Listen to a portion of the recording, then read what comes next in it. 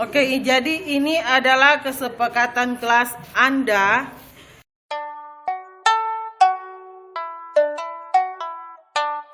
Bahagia. Terima kasih atas kesempatan yang diberikan kepada saya, Ibu Kepala Sekolah, sudah mengizinkan saya, calon guru penggerak angkatan 10 SMK Negeri Babela, untuk mempresentasikan tentang budaya positif. Bapak Ibu guru yang saya sapa dalam kasih. Ya. Di sini ada pernyataan tentang hukuman dapat mendisiplinkan anak, dan kedua, pemberian hukuman dengan hal positif seperti membaca atau membersihkan halaman sekolah dapat meningkatkan disiplin anak. Yang ketiga, memberi pengharapan dapat meningkatkan motivasi bagi anak. Jadi Bapak Ibu guru, menurut Bapak Ibu guru, apakah ketiga pernyataan ini setuju atau tidak setuju? Yang bertanya, pertama, hukuman dapat mendisiplinkan anak. Apakah Bapak Ibu setuju bahwa ketika kita memberikan hukuman kepada anak itu bisa mendisiplinkan anak? Yang kedua, ya, menurut Ibu Kepala Sekolah tidak setuju. Nanti sebentar kita lihat. Kemudian yang kedua, memberi hukuman dengan hal positif. Kita memberi hukuman kepada anak, misalnya dia melakukan kesalahan, kita suruh baca sampai selesai atau bersihkan halaman sekolah. Apakah dapat meningkatkan disiplin anak atau tidak? Setuju. Jadi yang pertama, yang kedua setuju. Yang ketiga, memberi penghargaan dapat meningkatkan motivasi belajar. Setuju. Jadi Bapak Ibu guru, ada untuk jawaban ini ada beberapa pendapat dari Bapak Ibu guru, ada yang setuju, ada yang tidak setuju. Nanti kita lihat sebentar ya Bapak Ibu. Selanjutnya di sini ada ilustrasi. Bolehkah saya meminta dua orang guru untuk maju di depan? Maju Rofi, maju dia. Kita mau mencoba. Apakah A, misalnya Ibu Dia sebagai A, Bapak Nofri sebagai B, untuk membuka kepalan tangan? Apakah A atau B membuka kepalan tangan Anda? Mengapa alasan A atau B membuka kepalan tangan? Jadi misalnya ini A memiliki sesuatu yang sangat berharga dan dia harus pertahankan. B berusaha mengambil apa yang dia ambil, dipegang oleh B. Bolehkah dua orang guru untuk Pak berjuser dengan Kamu sebulan boleh juga. ya.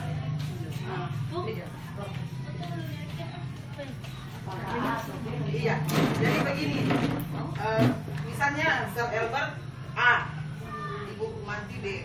Sir Albert memiliki sesuatu yang sangat berharga. Bagaimana caranya Ibu Manti untuk mengambil sesuatu itu, dan bagaimana caranya Sir Albert mempertahankan apa yang dia punya? Boleh di depan sini. Iya. Ya, kita lihat ya. 1, 2, 3. Dengan trik, apa triknya? Jiwani mau ambil, mau membuka. Iya. Apa berarti menurut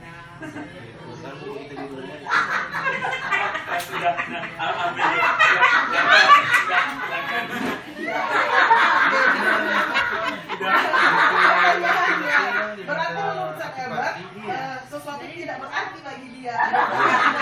Dia memberikan dengan mudah, Tapi juga itu dengan rayuan. Kalau tidak dengan rayuan, dia pasti tidak akan memberikan. Iya. Terima kasih. Silakan duduk. Ya, kita lihat. Sesungguhnya siapa yang memegang kendali atau kontrol untuk membuka kepalan tangan?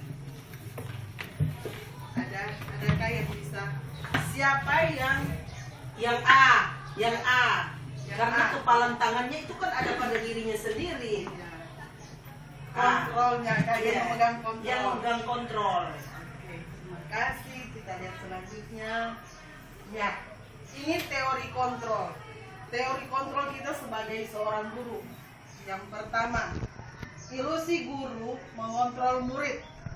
Yang kedua, ilusi bahwa semua penguatan positif, efektif, dan bermanfaat. Yang ketiga, ilusi bahwa kritik dan membuat orang merasa bersalah dapat menguatkan karakter. Yang ketiga, ilusi bahwa orang dewasa memiliki hak untuk memaksa. Itu tadi dewasa kan? Iya, memaksa. Dewasa memaksa. Ya. Ya Bapak Ibu, kita lihat paradigma, perubahan paradigma stimulus respons dan teori kontrol atau teori pilihan. Di sini tidak dapat baca kan? Kasih full. Slideshow nih. Sampai sepuluh ya. Slideshow. Slide ke bawah.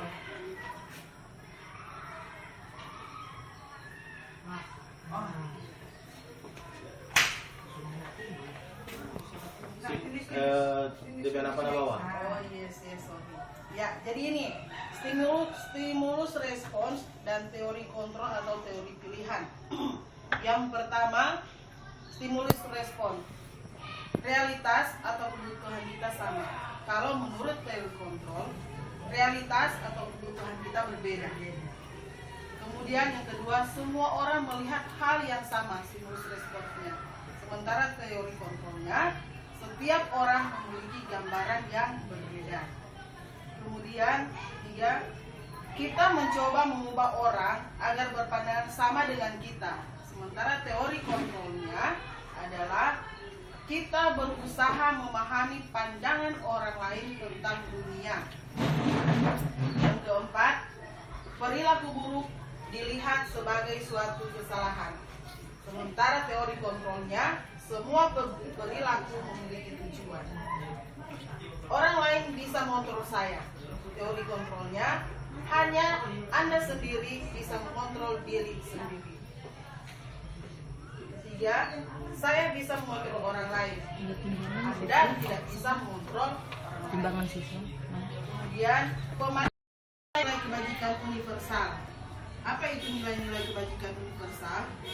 Nilai kebajikan universal itu adalah sifat-sifat positif yang ada pada manusia yang merupakan tujuan mulia yang ingin dicapai setiap individu.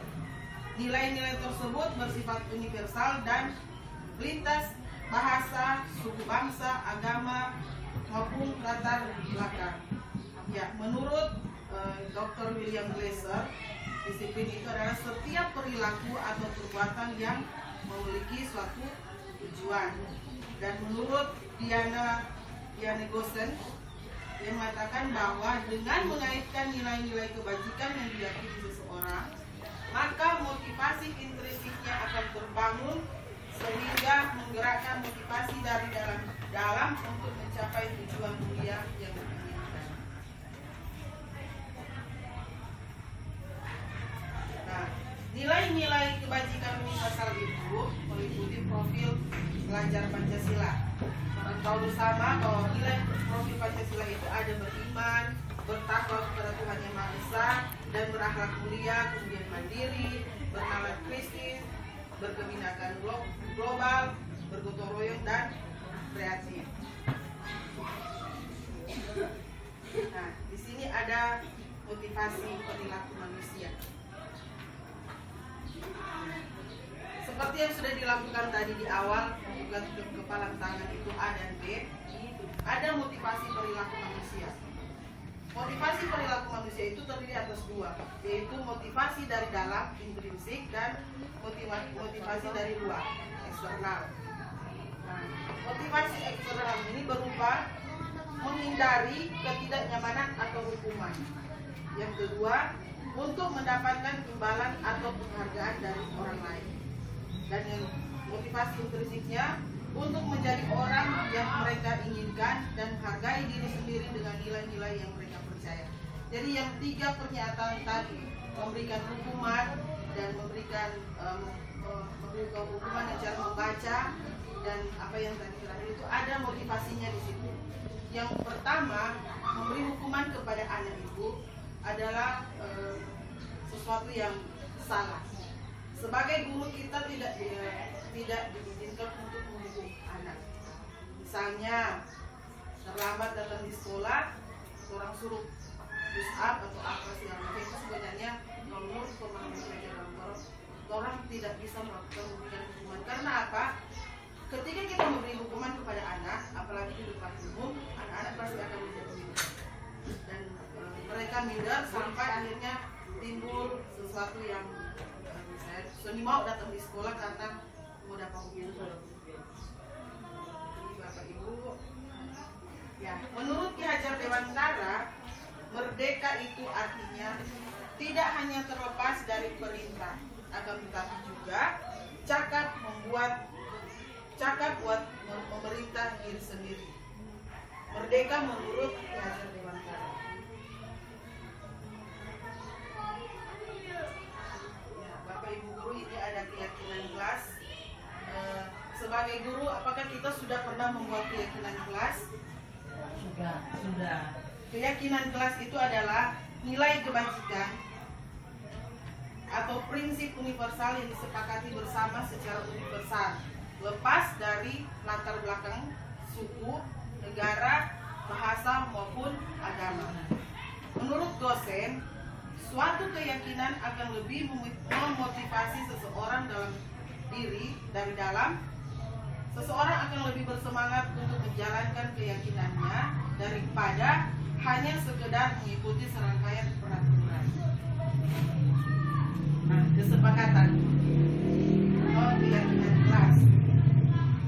Keyakinan kelas itu terdiri atas kesepakatan antara guru dan murid.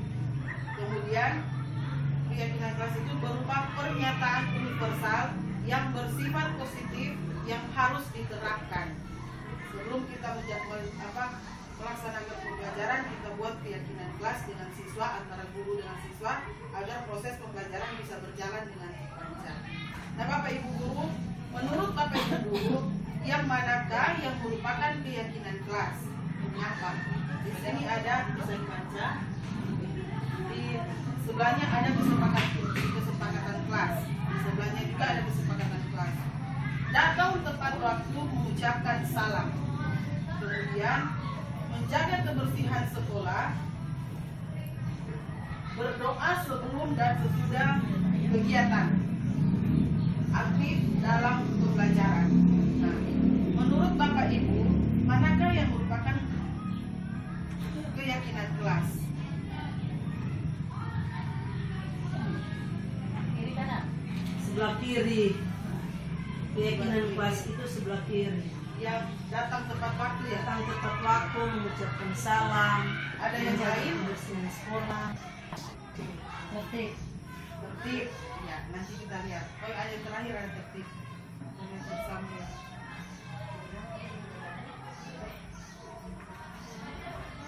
Ya.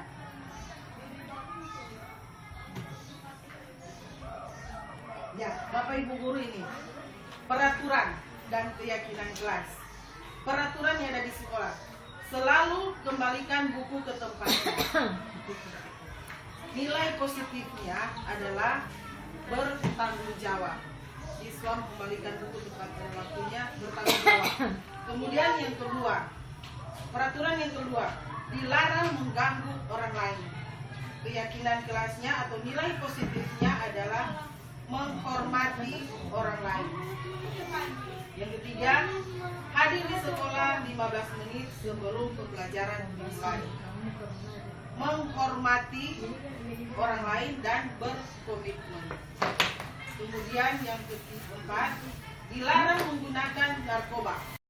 Contoh, ini menurut Ki Ki Hajar Dewantara, kita ambil contoh perbandingannya dengan hidup kebutuhan seorang petani. Dalam hakikatnya, sama kewajibannya dengan seorang pendidik. Jadi petani itu sama dengan seorang pendidik yang menanam padi. Misalnya hanya dapat menuntun tumbuhnya padi, ia dapat memperbaiki kondisi tanah, memelihara tanaman padi, memberi pupuk dan air, membasmi ulat-ulat atau jamur-jamur yang mengganggu hidup tanaman padi dan lain sebagainya. Jadi kita dengan petani sama.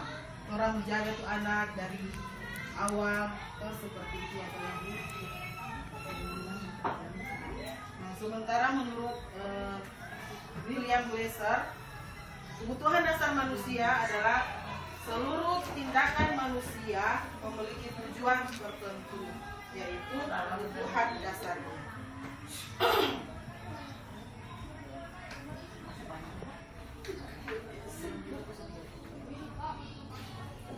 Jadi ini Bapak Ibu, kebutuhan dasar manusia. Yang pertama adalah bertahan hidup. Ada bertahan hidup, kemudian kasih sayang dan rasa diterima, kemudian ada kebebasan, kesenangan, dan kekuasaan. Siapa sih yang tidak mau bertahan hidup? Siapa sih yang mau dicintai, disayang? Kebebasan, kita semua pasti butuh kebebasan, kesenangan, dan kekuasaan.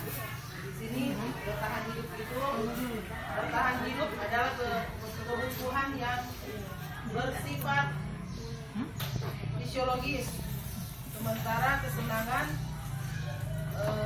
kebutuhan untuk disayang dan diterima, dan kebebasan adalah bebas, kebutuhan untuk bebas dari kebutuhan kemandirian, otonomi, mandiri.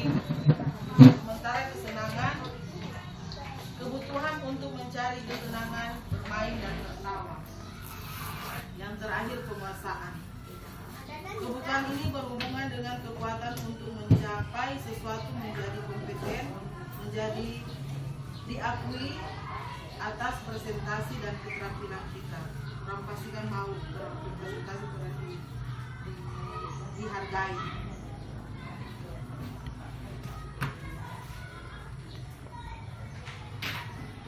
Sebagai guru harus dapat menerima murid apa adanya, karena setiap murid adalah unik sesuai kodratnya. Guru harus menciptakan kesempatan murid untuk murid berkolaborasi dan memiliki ikatan emosi. Jadi orang sebagai guru harus seperti ini. Murid harus diberi kesempatan membuat pilihan dan bertanggung jawab atas pilihannya.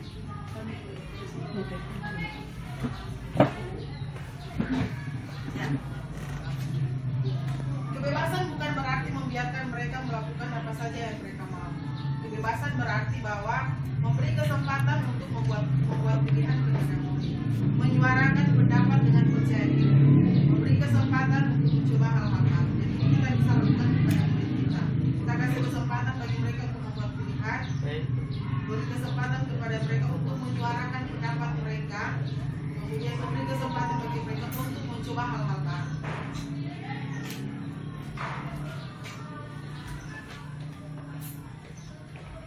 Ya, kebutuhan dasar tidak terpenuhi dapat berakibat pada perilaku buruk. Kemudian perilaku buruk murid tidak dapat dibiarkan, namun perlu dipahami dan ditindaklanjuti dengan mengajak murid berefleksi agar mereka dapat belajar dari kesalahan. Ini posisi kontrol. Posisi 5 posisi kontrol guru. Kira-kira orang berada di bagian mana? Apakah kita yang dikatakan sebagai guru penghukum, guru pembuat merasa bersalah, teman, pemantau atau monitor atau manajer? Menurut Bapak Ibu, kita bisa merefleksi diri kita. Kita ini berada pada posisi kontrol mana? Apakah kita guru sebagai penghukum dan seterusnya? Nah, bagaimana yang dimaksud dengan guru sebagai penghukum? Bapak Ibu guru, saya sendiri saja sebelum saya belajar tentang Hajar Dewantara ini, kalau saya baca-baca semua itu ada fakultas kecuali manajer, karena saya bukan kepala sekolah. Jadi penghukum, biasanya penghukum itu dengan cara orang menghukum murid dengan cara menghardik, menunjuk-nunjuk, kemudian berkacak pinggang, membentak, seperti itu. Kemudian hukuman verbal atau fisik. Kemudian dampak dari posisi penghukum ini adalah murid menjadi pendendam. Kemudian tidak menyukai huruf atau mata pelajaran yang diambil. Kalau orang menjadi guru penghukum, pasti akan dampaknya seperti ini. Murid menjadi pendendam. Tiap guru masuk jadi kita mau masuk murid ini besok kita hukum ini. Kemudian yang kedua, guru sebagai pembuat rasa bersalah. Nah, Sebagai pembuat rasa bersalah, suara cenderung melembut, tenang, namun kata-katanya menyalahkan murid. Kemudian guru akan menyatakan hal-hal yang merasa kesalahan ada pada murid dengan membuat guru menderita. Dampaknya bagi seorang guru yang selalu menjadi pembuat rasa bersalah adalah murid merasa bersalah, identitas gagal. Kalau kita selalu salahkan murid, dampaknya seperti itu. Murid akan selalu tertanam pada orang pikiran kita selalu salah. Kemudian murid tersebut akan merasa rendah diri dan menarik diri dari lingkungan. Yang ketiga adalah posisi kontrol. Dengan pertanyaan-pertanyaan bermakna agar membuka pikiran murid, membimbing murid untuk memecahkan masalahnya secara mandiri. Dampaknya, murid mandiri, percaya diri, dan dapat memecahkan masalah. Nah, Bapak Ibu guru, dari 5 posisi kontrol ini kira-kira orang akan berada di mana? Di manajer yang kelima. Sebaiknya sebagai guru kita berada di posisi manajer, bukan penghukum, bukan pembuat merasa bersalah, bukan sebagai teman, dan bukan sebagai pemantau. Posisi idealnya adalah sebagai manajer. Nah, segitiga restitusi. Apa itu segitiga restitusi? Masih lama. Segitiga restitusi adalah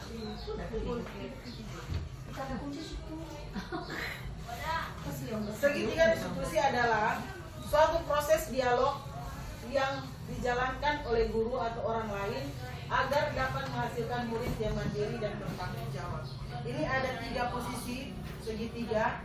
Yang pertama adalah validasi tindakan yang salah, menanyakan keyakinan, dan menstabilkan identitas. Misalnya, ketika kita menemukan orang beasiswa sering terlambat, jadi orang bukan langsung pergi di kelas, mana tukang lain, tapi ada baiknya sebagai guru orang panggil siswa tersebut, kemudian orang melakukan tindakan validasi tindakan yang salah. Misalnya, sudah berapa kali Anda terlambat, kenapa terlambat, alasannya kenapa terlambat, dan orang buat meyakinkan bagi dia.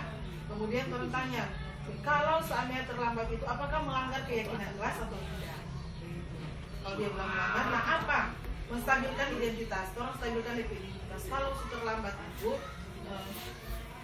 berikut apakah akan melakukan hal yang sama lagi? Kalau dia bilang tidak, maka dia harus membuat kesepakatan antara guru dengan siswa, ya, supaya ketika besoknya tidak terlambat. Ya, langkah sudah yang tadi sudah. Ya, terima kasih Bapak Ibu guru. Itu materi saya tentang budaya positif. Semoga kita semua bisa menjalankan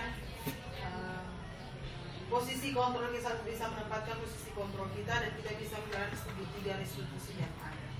Jika ada pertanyaan dari Bapak Ibu guru, diberikan kesempatan.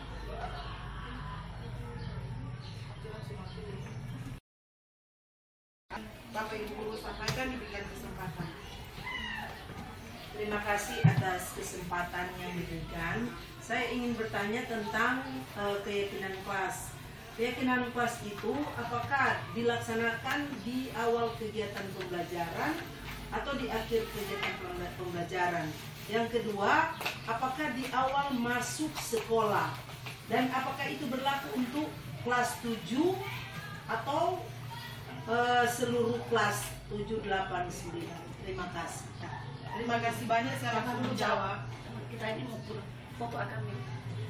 Kita nggak mau bertanya, cuma mau bilang hari ini kalau boleh piket posting akan kegiatan hari ini. Ya, salah satu kegiatannya ini posting di Spenduk. Ya, dan saya mau pergi, saya nggak mau tanya. Jadi hari ini anggap itu praktek baik atau apa sih? Ya, posting di akun, posting akan Spenduk. Berikut makna di kali ini semua banyak. Ya, terima kasih banyak. Tapi banyak kita mau bicara. Karena waktunya kita kondisi. Ya, kondisi buat kunci ada di sini. Tuhan kami dan Terima kasih banyak Ibu Kepala Sekolah dan Ibu Wakil Kepala Sekolah. Tadi pertanyaannya, apakah keyakinan kelas itu dilaksanakan di awal atau di akhir pembelajaran? Dan sebaiknya untuk keyakinan kelas itu dilakukan di awal pembelajaran. Karena itu yang akan kita pakai seterusnya dan di awal semester. Ketika orang masuk ini libur, masuk berikut orang bikin keyakinan kelas dengan siswa. Keyakinan kelas itu akan kita pakai dari awal sampai akhir. Jadi misalnya orang silakan membuat keyakinan kelas, dari kesepakatan kelas ini kita ambil menjadi keyakinan. Misalnya tadi yang saya sebutkan tadi, tidak datang terlambat, nilainya disiplin, keyakinan kelasnya disiplin. Jadi itu dilaksanakan untuk kelas 7, 8, 9 semua kelas. Semua di awal semester. Iya, di awal semester. Tidak di tiap awal pembelajaran tiap hari. Lebih bagus di tiap semester. Karena itu pakai awal. Ini keyakinan kita kelas kita dari awal yang terbuat.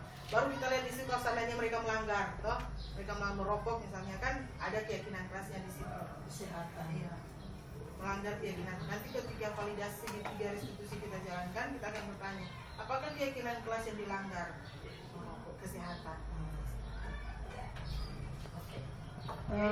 Terima kasih. Apa yang telah disampaikan saya memahami. Jadi sekali lagi terima kasih. Terima kasih banyak Bapak Ibu Guru atas kesempatan ini. Masih ada pertanyaan?